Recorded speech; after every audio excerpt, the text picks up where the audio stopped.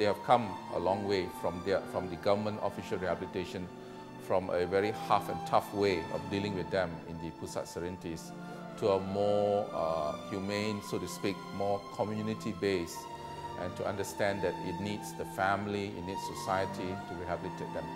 And so their approach now is more community-based, and its approach is, so to speak, in inverted commas, more softer, more medical. Spiritual as well. Spiritual has always been there, but now there's more emphasis, of course, on that. But the spiritual aspect is not only in-house, but it's also the environment, others coming in to give the input and to uphold families and support families and so on. So I think that we are going the right direction. Of course, me coming more from a non-government organization, we recognize that already, but ours is really on a smaller scale. I mean, the Pusat Serentis, we have at one time 1,500 in one Serenti, you have over 28, 29 Serentis, whereas in the small faith-based or otherwise private centers, 10, 20, 30, 40, and the most 100. So we are doing it slowly, but of course in our country, because of the large population, you have to upscale it. And in order to upscale it, I think the government recognizes that they need both the help. The government also needs to find some solutions. See, when we said that the successful rate, of our centers and institutions like Serenti, prison, I guess one thing we must be very fair is our drug rehab, people come in voluntarily.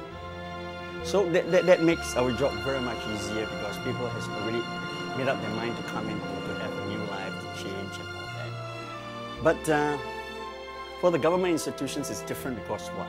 You are forced to go. So I don't know how they define the successful rates, But for us, a successful clientele is one who finishes the drug program and after 3 years to 5 years along the road, they are still clean, doing well, and then we call that a successful rate. I think it is a problem. It's a very significant problem, and it's a growing problem. Young people are finding life difficult and pressured, as the speaker at the conference just said.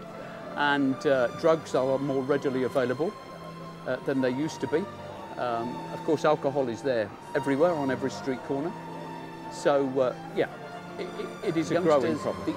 There is limited education in terms of prevention first, which is a worry and anxiety. And any education that is given is very much about, yes, the harm that drugs can do, but how you can use them safely. The services that are given in terms of rehabilitation and so on is very much centred around, increasingly centred around a medical model, and giving people drugs in order to help them stop using illegal drugs. They're getting drugs as an alternative.